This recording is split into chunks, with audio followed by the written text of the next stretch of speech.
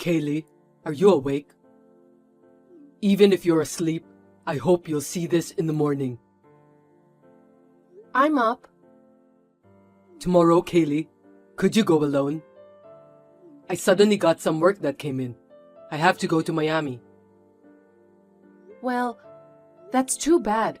But if it's work, it can't be helped. When will you be back? I'll probably be gone for about 3 days.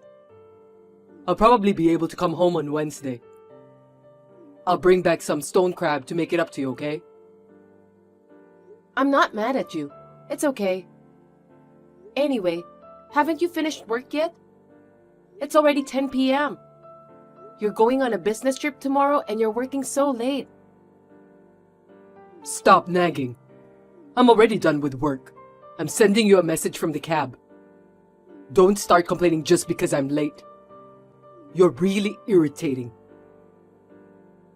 Don't get mad at me. I'm not blaming you. I'm worried about you. I'm worried that you'll get sick if you go on a business trip without enough sleep. Work is good, but your health is more important. Take care of yourself. You don't need to tell me to take care of myself. I know how to take care of myself. Don't tell me what to do all the time. If I had as much money saved up as you do, I wouldn't have to work so hard to earn money. I don't have 300,000 saved up. I want to make more money. I get annoyed when people condescend to me using their wealth as a shield. Are you talking about that again? Let's just stop. If I knew you're so competitive, I wouldn't have told you how much money I have in savings.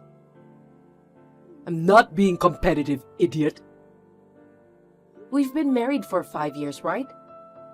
And when I talk about having a baby, you seem to be concerned that it would cost a lot of money. So I told you how much money I had saved up from when I was single. Yeah. Here we go again, bragging about her money. I didn't do it to brag or belittle you. If you're worried about money, don't be. I just wanted you to be positive about having a baby. I told you, I don't have any rivalry with you. But I did say, don't get carried away just because you have a lot of money. I told you I was annoyed because you were getting on my nerves and condescending me. I could save that much money if I wanted to. I just happened to have a good investment portfolio. And it turned out to be that much. I got lucky. Surely it's because I've been steadily accumulating it since I started working. That's why I had the money to begin with. You can't save 300,000 all of a sudden. I don't want you to get mad and work a lot of overtime. What? Are you saying I can't do it? Are you calling me incompetent? Are you kidding me? No, I'm not at all. For example, if I tried to save 300,000 over 10 years, I'd have to save 2,500 a month, you know? So what the hell? That's just not possible, no matter what you think, right? That's about what your base salary is, and more than half of that is for living expenses. It's absurd to try to earn more than twice that with overtime pay. So in my case, I invested my money in assets and made 300,000. If I were like you and worked overtime and took on business trips to earn money, I would drop dead before I could save 300,000. I told you, I'm taking care of my health. I don't want that. That's why I'm asking you to moderate it. It's for your health.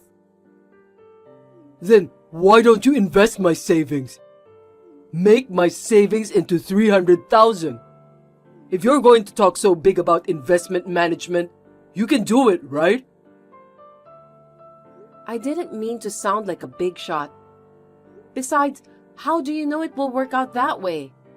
If it were mine, even if I lost the principal, I would be prepared for that because I did it myself. I'd feel horrible if I lost your savings, so I can't do it. Oh, Is that right? Besides, we're a married couple, so our finances are the same, right? So that means we have 300,000 in savings. Isn't that enough? Do you want to save it on your own earnings? No. If you mean that we have 300,000 in assets as a couple, I guess that's enough. That's right. You're right. But don't get all worked up and waste it, okay? It's money I've been accumulating for the future. So don't spend it on, say, a home of our own, or educational expenses when we have a child, and so on, right? Yeah, I know. But don't be too big of a jerk about the fact that you have 300,000 in savings for our family. I'm the head of the household. No matter how much you contribute, it doesn't change the status of our family. I'm the boss. Don't be mistaken, okay? If I wanted to save up, I'm totally capable of it. Yeah, I don't think I've ever made a big deal of it, but I'll watch my step. Huh? Up until now, you've been flaunting your 300,000 and acting like a big shot. You thought, I have a lot of money and you don't, didn't you? That kind of thing doesn't need to be said, and it pisses me off. You try so hard to deny being arrogant, but you are. You can't help but be so snobbish in what you usually say and do. No matter how much you talk, your arrogance shows through. Making more money or having more assets than the man, frankly, it pisses me off and it's annoying. You're my wife, so you should take a step back and support your husband. You're a moron. Why do I have to be called a moron? I don't know, but anyway, from now on, don't get all riled up trying to make money. But think about your body when you work. Please do me that favor. Okay. Well, I'll be home soon. Could you make me a sandwich? I want something light. What? Didn't you already eat? It's already late. I went out for drinks after work to entertain a client. I can't just chow down when I'm entertaining, can I? So I want something to eat. Just make a sandwich, okay? It's a wife's duty to make food for her husband and wait for him. Don't be overbearing about money. Keep your head down and serve your husband. I understand.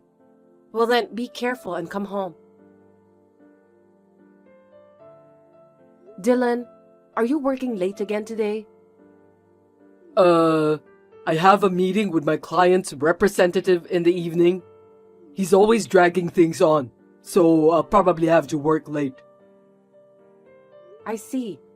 So, are you going to have dinner?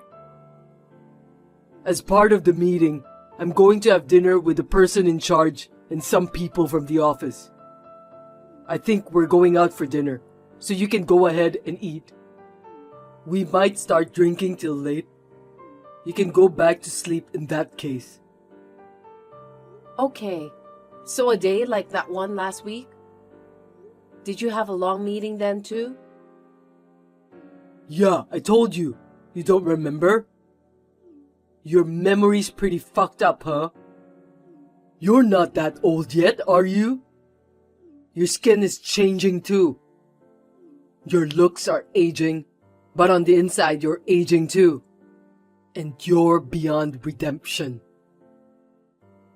I was contacted from someone at your office last week. I tried calling you, but you wouldn't answer. The house phone rang, so I took the message. You came home late that night, so I told you the next day, remember? Yeah, that's what happened. What about it? Actually, that's when I asked the guy at the office. I asked if you weren't still at the office. And guess what he said? Huh? He said he left the office quite a while ago. I thought he should be home by now, so I called him at home. That's what he said. I was so surprised. You weren't working overtime then, were you? What's going on? Were you lying? Huh? I didn't lie. Who the hell was it? I can't tell you because he helped me. Helped? What help? This week, when you said you were working overtime and it was late at night, I asked him to tell me if you really work late. Huh? What the hell is that? You've got to be kidding me. You don't trust me? Isn't that right? You can't trust me, that's why you do things like that. A couple that has no trust isn't a couple. Then it's no wonder I'm cheating on you, is it? You're the one who didn't trust me and broke up the marriage. It's not my fault, it's yours. What are you talking about? That's not going to work. Is that an admission that you were cheating on me? So you're saying you were cheating on me by saying you were working late? It's pretty obvious now, huh? You probably already knew, right? You confirmed that I lied when I said I was working late this week. You confirmed it, right? Then there's no need to check again. You're right. I was cheating on you. All the days I said I was working late, I was seeing a woman. But it's all your fault. It's your fault for making me cheat on you. It's my fault that you cheated on me? Why would you do that? Should I just accept it? You're not even going to apologize? See, that's what I'm talking about. As a woman in charge of the family finances, you're just fine. If you're a man, you can't help it if you have an affair or two. If you just closed your eyes, you'd be a little more lovable. You're not like that at all. You're not cute. You're a decrepit old hag on the inside and out. And you're in a bad way. You're cheating on me and I'm supposed to turn a blind eye? Because you're a man, you don't have a choice? What time period of values are you throwing all over the place? You're calling me an old lady, but you're not even from the same era. Oh God, shut up! Shut up! Shut up! Okay. I'm sorry. It's my bad. I'm sorry. I apologized. So that's it, right? I'm breaking up with Nadia. So let's just say it's over. See? We're done talking about this. All is well. You're safe now, and I'll learn from this and not cheat on you. So that's it. We're done. Do you understand? No, I don't get it. That's a very random apology, and it's a very hasty solution. Shut up! I told you this is the end of it, didn't I? You can't listen to your husband? Husband or no husband, I can't do what I don't agree to. It's over! It's over! It's over! I'm telling you, this conversation is over. You're really persistent, aren't you? Shut up already! Shut up! Oh, what? You want a divorce? I'll give you a divorce anytime you want. Okay, that's enough. I'm going to bed. Good night. I wanted to leave right away, but I had a lot of things to take care of. So I decided to stay in the house for the time being.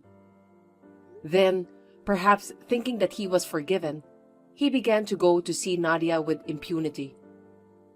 Then one day, I noticed that my bank book was missing and called Dylan, who was on a business trip. Then, I discovered something unbelievable. I also texted you during your lunch break, but do you know anything about my bank book? Could you please reply without blowing me off? It's a bank book with 300,000 in it, right? You took it out, didn't you? If you don't know about it, it means the house was robbed. We'll have to file a theft report with the police. You're rattling on and on, aren't you? You're right. I took it. And I withdrew all the money. Huh? How? That's a lot of money. No matter how married you are, no one but me could have withdrawn that much money, right? We live in a very convenient world now. There are websites that provide fake driver's licenses and passports. I have a driver's license made with your date of birth and Nadia's picture. We both went to the bank together and withdrew the money. The banker didn't suspect a thing and gave it to us. What are you doing? That's a crime. If I report it, you'll get arrested. That won't happen. Because your property is my property. Because we're married. It's our property even if I withdrew it. It's not a problem. If you want to report me, go ahead. It's just a waste of time and effort. It doesn't get much interest if it just sits in the bank. I'm going to put it to better use. So, you wanted to invest it? Then you should have asked me about it beforehand. I can't believe you falsified documents and withdrew the money without my permission. It's true, even if you don't believe me. Even if you had that much money, there's no way you could use it. In fact, you were just saving it. That's why I spent it. Nadia always said she wanted to have her own store. I wanted to run a business too. So I decided to make Nadia the manager of the store, and we decided to create an apparel store. I can't believe it. You mean you already spent it? It was a good investment, LOL. Now the future is secure for me and Nadia, LOL. That was my money. I told you I was saving it for when we had kids in the future. And then you gave it to a mistress? It's our property, so it's up to me how I want to spend it. Anyway, it's time for you to get the hell out of my house. I've already spent the 300,000, so I don't need you anymore. Could you just get out while I'm on my business trip? I spent that 300,000 for me and my girlfriend's future. The money from the investment will ultimately be used for our children, which is exactly what you wanted. So you don't have a problem with that, right? I know you want to be with me, but leave. We're already divorced though. Huh? You said it yourself, remember? You said you'd divorce me anytime. That's why I filed for divorce right away. We're unrelated now. You withdrew money from someone else's bank account without permission. Do you understand how bad this is? You will be punished severely, so get ready. Wait! I'm sorry! No, it wasn't me. I never said anything about taking money out of the bank. Nadia told me to do it. I was seduced. It's not my fault. It's hers. It's Nadia's fault. I'm so sorry. So please forgive me. Please don't call the cops. Will you stop blaming others? In the meantime, I'm leaving the house. And I'm sure you'll hear from my lawyer. Okay, bye. Bye. Dylan called and texted me like a storm, but I completely ignored him until I got settled in my new life. I had left the matter of alimony and compensation in the hands of my lawyer. Then one day, I received a call that his cheating partner, Nadia, had been arrested, so I decided to reply. Kaylee, please forgive me. Please, help me! Nadia was arrested. I was called in for questioning. I'll ask my parents for money. So please, forgive me. Kaylee, don't abandon me. Please, reply to me. I got a call from my father-in-law. He said he'll sell the house and land and use all his severance pay to compensate me. He was crying. Dylan, you dishonor your parents. Your parents are doing all this for you, and all you do is ask for forgiveness? Are you only going to ask for forgiveness? Anyone can talk. You need to show more sincerity. I'll use all my savings to compensate you. If that's not enough, I'll keep paying you monthly. I promise, I will pay you in full. I'll make sure to pay up, so please just don't get me arrested. It's not just compensation, okay? There's also the divorce fees, right? I'll make it work.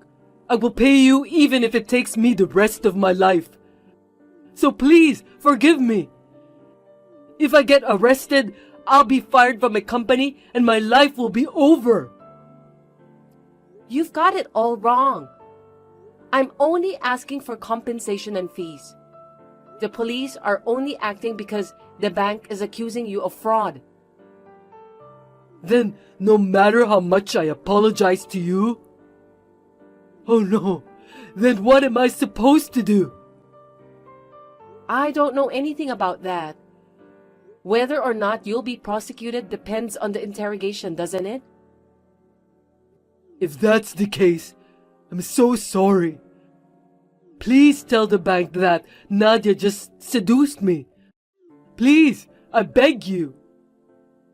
You can tell the police or the bank yourself. If you're too persistent, I'll make a police report too. Is that okay with you? I'm sorry.